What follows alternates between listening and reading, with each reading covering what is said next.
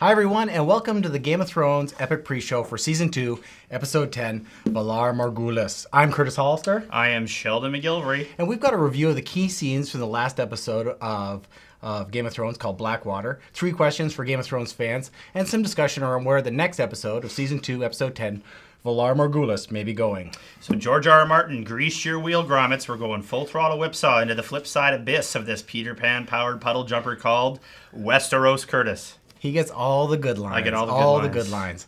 So, first of all, as far as the last episode goes, everyone knows this. We're kind of overstating the office. What an awesome episode. Awesome. Blackwater really delivered the results. It really did. HBO has about a $60 million budget for Game of Thrones Season 2. And we think they probably spent about $20 million of it. Yeah, at least on that one episode. On post-production, digital elements, extras alone. So we're going to start this show out today, the pre-show, if everyone's watching, with 3 questions for fans.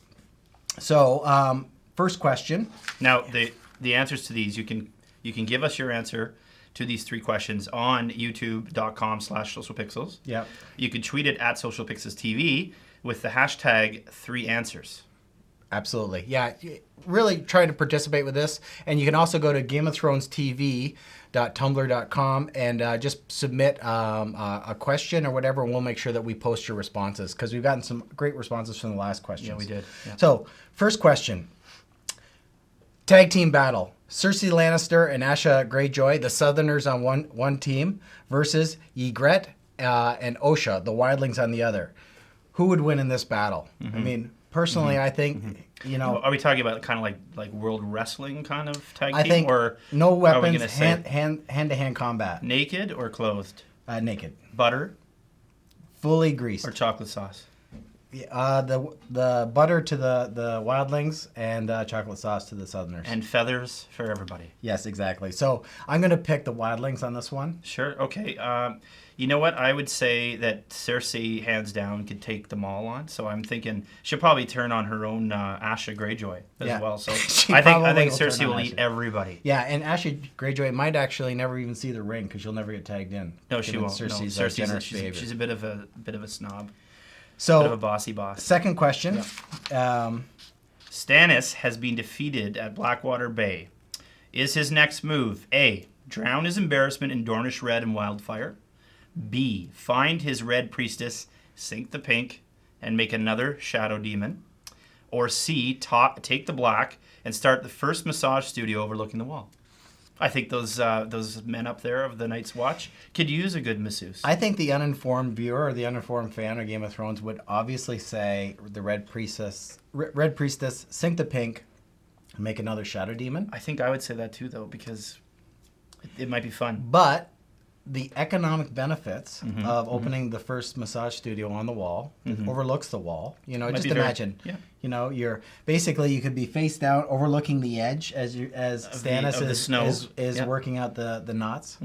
And as the wall gets attacked periodically. Yeah. What a great scenic vista to have a massage. And if you like to bear bag it while you get a massage, you'd probably be frozen harder than the real brass nuts on a monkey. The real question is, does Stannis give happy endings, Curtis? Yeah. I would think he would. He gives unhappy endings. Unhappy yes. Yeah. So he is an unhappy ending. Question 3 is Tywin Lannister has made a deal in order to basically take back King's Landing with House Tyrell. Did he let Sir Loras shave his chest too? Great question. Yeah, that is a great question. I think he had to offer something. I think Tywin would let Loras shave almost everything. He's fully shorn. Now that he's back he's probably pretty hairy. He's back from fighting. Yeah. And he showed up at King's Landing, so he's going to need some grooming. He's going to need some grooming. Scraggly genital bush on Tywin. This may have been part of the negotiations. No, unquestionably. The Sir Loras demanded he could shave Tywin, and Tywin said okay. And then we have an alliance. So 3 fun questions. Definitely tweet or retweet those out to everybody. And again, it's been to be fun. Let's talk about more serious stuff around. One more thing about those. We're going to have them tweeted just after this show, so you'll be able to actually read them on at Social Pixels TV. So if you need a recap, and they'll be posted on YouTube as well. Yeah, so follow at Social Pixels TV if you can. Moving on to the real meat and potatoes of the pre-show is really a quick recap of the episode 9, Blackwater. I mean, my position is, as someone that's read the books, I didn't really know how they were going to pull this off. One thing that I have to say is when all those ships are coming in and Davos Seaworth realizes that the wildfire is coming out, you're still not sure how it's going to go down. But what an amazing visual effect to have the just decimation and kind of burnt hole in the ground, burnt hole in the river. Yeah, that was the explosion was immense. It was. I mean, green. This green, mushroom cloud effectively just devastates everything. You may have thought they were like actually having fireworks and celebrating something if you were looking from afar. Yeah, and the guys that were back on the in King's Landing, on the wall in King's Landing, were like, had to recoil from the heat of this. So, I mean, pretty awesome effect. You don't really know what the future of Davos Seaworth is. He got blown into off the ship. You're hoping that he kind of made it. You think within any of these normal tragedies that his son is probably in trouble. Yeah, his son took the brunt of the blast. Davos was thrown off the ship. Yeah, he had a front row seat to that. A front row seat, a back row front row seat, a back front row seat.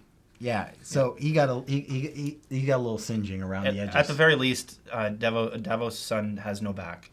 Yes, yeah. He's lost his back and shoulder blades at least, and his spinal column. So the bigger thing, besides the production value, this great epic battle, this probably one of the best episodes, if not the best episode of the whole 2 seasons so far. Yeah, I think it's the best episode. I really liked seeing Tyrion Lannister come into his own from kind of like I guess it was slow manipulation. The first season he was just he was out whoring. He was kind of seemed loose morally, lacked some sort of central value system he followed. Something's changed in Tyrion Lannister in season 2. Yeah. This episode was, I think, things came to fruition. It was like the climax of this character so far, what he became. Really the hero of King's Landing. Although I have a feeling that we're not going to hear that tonight. But he came into his own. He did. And he was worried. I mean, he did not think that this was going to go well for him. He didn't. He had no kind of... Although, talking about the numbers, and talking about another guy that actually I think stood up as well, like, nobody really likes Stannis, but I've said before, I mean, this guy is the rightful king. He is the one that should be sitting on the Iron Throne. Joffrey is a false king in the sense that he is an illegitimate child. That being said, I mean, the minute that this happens, what's Stannis' first reaction after his fleet gets, like, hammered initially? He's like... they've played their cards. Let's do this. Let's play Take ours. the city. Yeah. And again, you feel like, holy cow, this guy's ready to rock and roll. And although he's not a likable character, he is a born leader. And again, he's the guy that's, that Mel Gibson movie, We Were Soldiers. Yeah, sure. His are the first boots on the ground and the last boots off. Definitely. And they actually had to drag him away screaming from the fight.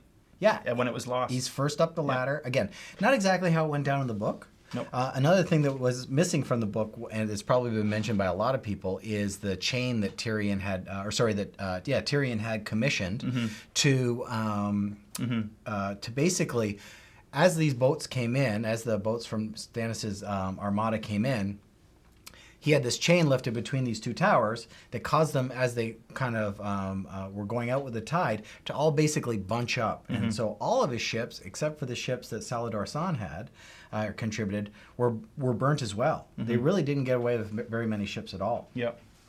Stannis is a really interesting character. So Stannis his boots never did touch the ground in the book. Yeah, no, they never. He was on the ship. Yeah, he landed. Some of them landed on the far shore. Right. And then on the far shore is really where Tyrion Tywin and Loras came on the far side of the shore. Yeah, so, they weren't on the same side as King's Landing when they did land. A little bit of a different tactical thing, but I think some of his ships are outside the chain too in the book. Yeah, exactly. So some of them did get away. So kind of inconsequential as far as the storyline goes, but I mean, what a great scene. The thing that I would say about the battle scene itself was it was good. The boat scene was great, but when they were landing on shore, it just didn't seem like the numbers were there. It seemed like they had a couple hundred guys. Well, the book's a good comment we had too about this. I think just recently from Wolfen 443 was that the book says that Stannis had 60,000 men. Joffrey had about 12,000. Wolfen makes the point that Joffrey had 12,000 questionable loyalty and skill, right? But I mean, 12,000 to hold King's Landing against 60 isn't too bad. But when you had those ladders going up on the wall and everything else to scale the wall and during the siege, it didn't look that way. It all came down to whether they got in the gate or not. So I think that was numbers wise. I didn't think that they were able to really kind of like pull that off from a look and feel. And you saw how when Tyrion did kind of muster the troops, he says, "Oh, let's go down into the tunnel and back out, and let's go kill these brave men." I mean, again, it seemed like it was like 50 guys against 100 guys, and then the horde of Stannis' other guys came rolling in and running in, and it looked like it was 500 guys. 500 guys. Yeah. So that was the only. But it brings you back to the production choices that HBO has to make too. I mean, this was definitely an episode with a ton of extras. A huge cost. I mean, they have to draw the line somewhere. Yeah, and they've got 10 episodes to make. They got 10 episodes to make, and I mean, $60 million budget. I mean, that sounds like a film budget. Yeah, exactly. For one film, sounds like half 1.5 hour. Budget. Yeah, sure. So you're talking about $60 million spread over 10 episodes. So there's obvious choices they have to make. I didn't think it took away from the storyline or the actual kind of experience. No, we got the idea. I think that we knew it was supposed to be a siege and a battle, and we get the idea with 50 to 100 to 500. We did get some cool kind of Reigns of Castamere, the Lannister theme song, effectively, or their kind of rally song. Yeah. Played in a couple different formats. Braun was singing it, and that was at the end, wasn't it? And at the end, yeah. I think I forget the name of the band. Actually, it was mentioned to me before, but very cool version at the end of the Reigns of Castamere. And Braun, who's kind of been like outside of his own. A man of an island, he's an island of sorts, seemed to be kind of embracing the song and, singing a last hurrah. All of a sudden, his good buddy, the Hound, comes in, and the Hound seemed like he's ready to fight anybody that's having a good time. That was weird. It was strange, though. I didn't really, they hadn't established anything there before, and out of the blue, at the beginning of last week's episode, the Hound comes in and wants to kill Braun. Yeah. It seems... And you start to like Braun, right? Yeah. He's ready to stuff his beak up this chick's box. Yeah. And he's ready to stuff his beak up this chick's box and get last one in before the end. Absolutely. And the Hound's like, hey, listen. I don't want you to have fun. You're just like me, so I'm bigger, and I'm going to kick your ass for no apparent reason. Yeah. Well, little did Braun know, all he had to do was light a match. Yeah, exactly. Light a match to scare the Hound. Which was a great theme. Like throughout if you look at what motivates the Hound, that hasn't really come to light yet. But what definitely scares him is fire. I mean, it is based on his brother Gregor sticking his face in hot coals when they were kids because he took something away from Gregor. So he's not a big fan of Gregor, obviously. No. And they had a little battle at the kind of the tourney for the hand in the initial couple episodes. I think they both want to be the big guy. Yeah. And they both say they're killers. They both enjoy it. Well, maybe the Hound feels there's no room for two. Well, the original Mountain or Gregor that they had, I think would kick his ass. But the new Mountain that they have, the skinny guy, doesn't seem like he's kind of going to be able to pull off a win over the Hound if they went head on head. It was an interesting and it was an interesting cast choice. I wonder if they they just went for height. You think about there's got to be a big meatball out there that they could have grabbed. He was tall and just gigantic. Yeah. Who acts? I mean, there's probably a ton of them. There must have been some sort of specific reasoning behind that choice. I don't think it's too bad. I think he's got the height. He's got the. He's not a scrawny guy. No. But he's definitely a mountain. He's not the same as the original. Yeah. That's for sure. Yeah. Obviously, another key player. We'll just kind of wrap up quickly. Was scene-wise, we got a lot of Cersei and we were talking about who would Cersei drunk dial. Nobody said Lancel, who she's been shagging the whole time, and who is also a family member. Yeah, interesting enough. I think almost every answer we got for that was Tywin or a Lannister because she loves family. Yeah. But Tywin was number one. It's a little bit disturbing. We also agree though that she would probably go for Daddy. Yeah, exactly. Yeah, definitely. That's the booze talking though. Again, her scenes are really kind of about her kind of wishing she was out fighting. Very kind of dire, fatalist approach to the day. You think she's wishing she was out fighting? Well, I think she said she wish she was born a man so she could be out, right? In the game. Yeah. She was wearing kind of a groovy chest plate. It was the iron bikini. Yeah. The Hound, after he escaped, and said, fuck the king, fuck everybody.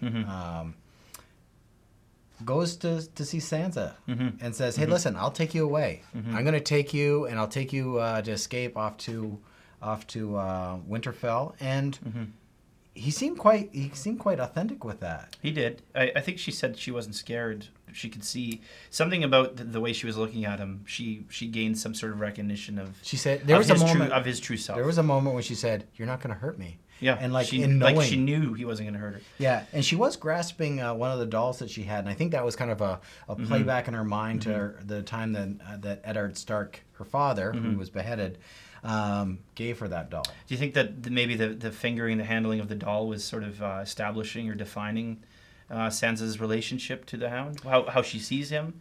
Maybe. Reminder, maybe that was to lead us to think that maybe she sees him as a protector or they showed that scene not for her some father reason. But a father figure. They showed that scene for some reason. Yeah.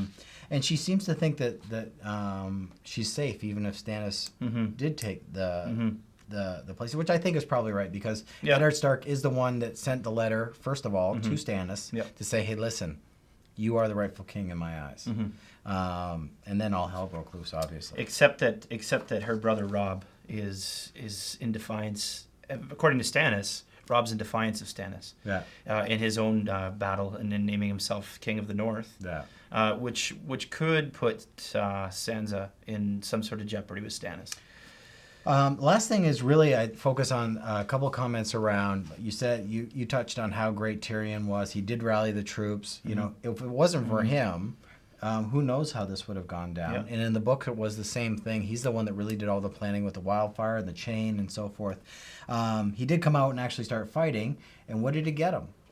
A monster, gash across the face from one of the Kingsguard. Yeah, that was one of the Kingsguard that did it. That's right. And then his squire, Podrick, killed him. I think it was Maecelle that was the Kingsguard that... I'm not sure of the name. If anybody does know, let us know. I think it's Maecelle. I think I diverge here though with you in that I think it was Cersei. You think it was Cersei? I said that it was Joffrey that did this. I think Cersei, and I know a couple comments. Some sided with Joffrey. Another couple people said Cersei, but I really believe Cersei had more reason and more to gain than Joffrey. Joffrey was king, and Joffrey will be king. Would have been king after if Tyrion was killed. Cersei was operating with impunity before Tyrion came. Tyrion dies. Tyrion came, put the hammer down. Kind of really encroached on Cersei's sort of methodology there. Yeah.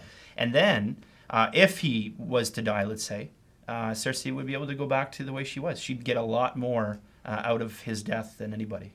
So, I disagree. I think that Joffrey's the kind of guy that will just say to somebody, "Kill this guy," and it's done with. That being said, I would also say that it's much more likely that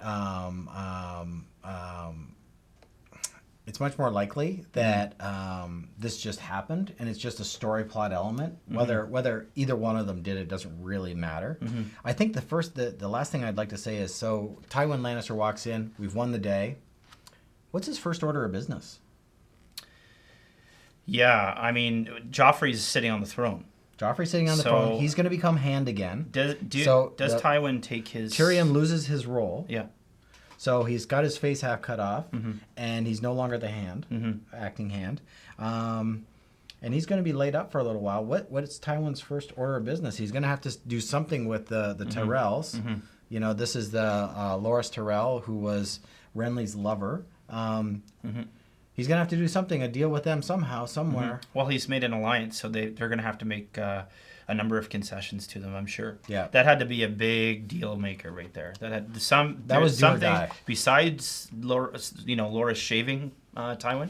Yeah. There was a lot more given and taken in that deal. So that hopefully we'll have to see. We'll see what was arranged between them, but I have a feeling we're going to see a lot more of Loras Tyrell now. Yep. Now that he's come back to King's And he's Landing. a good guy.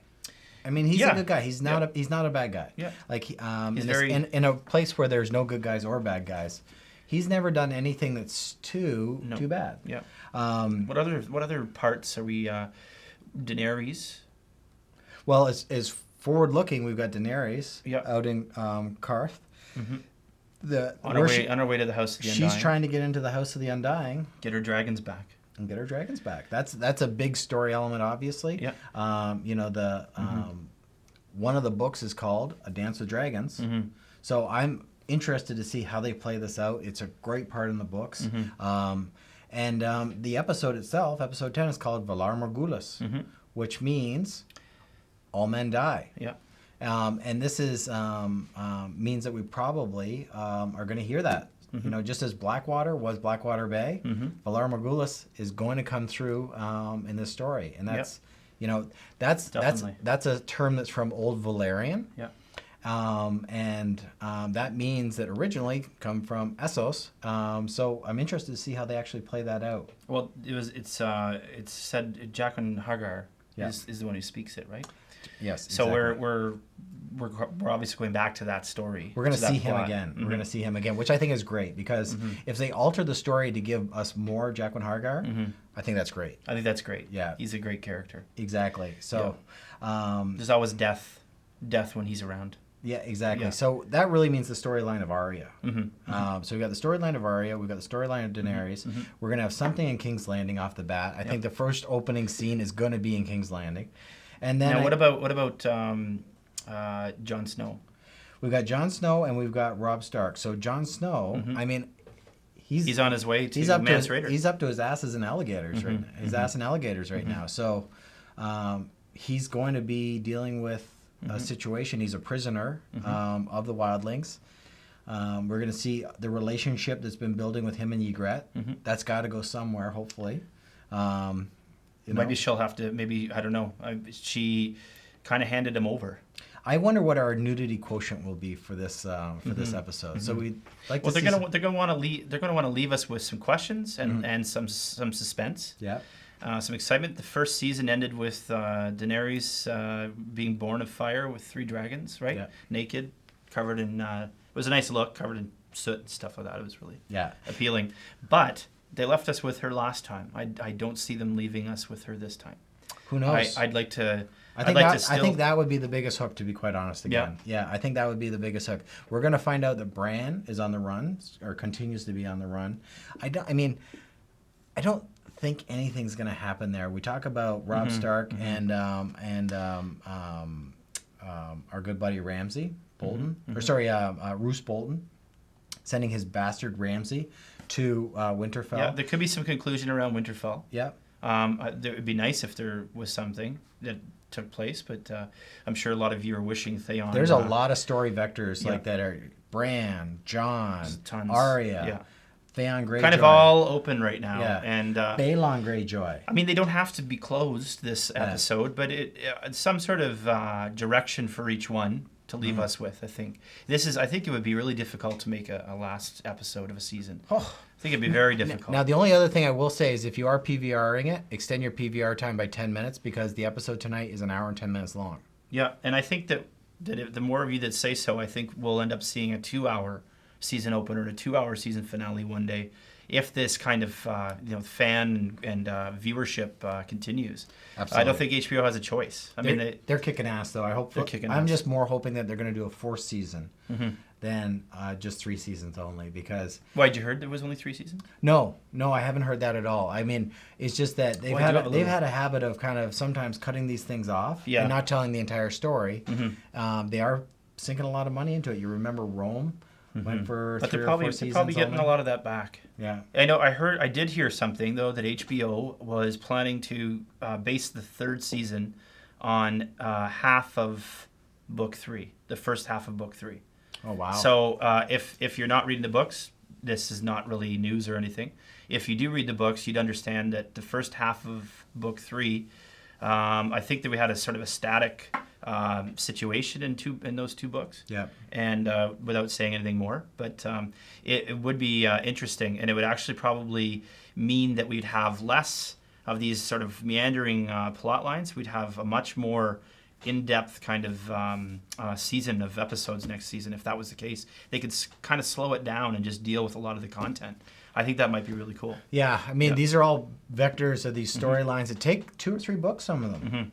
It's been really interesting as far as one of the readers of the books being able to kind of interact with these things. And you get frustrated reading it because you're like, do something, come to some conclusion. But in George R.R. Martin's classic style, he doesn't always do that. Just before we go, I just want to mention just a couple people's comments. Kyle Foster, thanks for your comment. Lonebats 26. I should say, actually, Kyle Foster asked who's developed the most interesting and positive, developed in the most interesting and positive ways in season 2. He means character. I would say that we're going to have some after post-season summaries where I think we'll be able to answer that question better.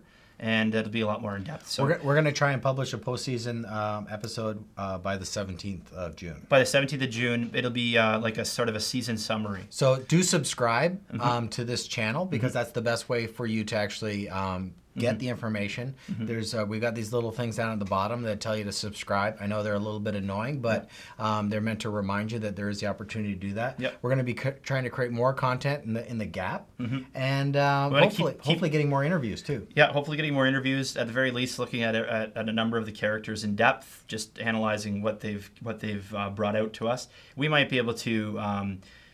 Without spoiling anything, we might be able to kind of take the character in the book that we know of, or this development was done thoroughly, and just add a little more to the character themselves, who they are, how they are, maybe even a little bit at the looking at the actor too. So the content here will continue post-season.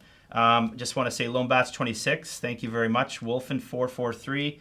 Made like I mentioned earlier, made a good point about Joffrey's troops. Oyono, thank you for the comments. We like us too. I did want to say though that thank you for your reply regarding some of the things we discuss here. I hope people, including yourself, also understand that we have to walk a very fine line, and we do not ever deliberately try to ruin the viewing experience for you. So we'll continue that way.